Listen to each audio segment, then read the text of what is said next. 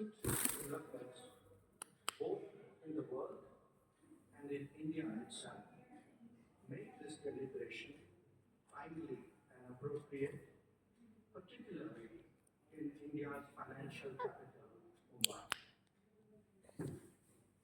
Today, there are four broad propositions that I would like to share with you. One, the world has entered a volatile and uncertain era, possibly the most turbulent in living memory. Long-standing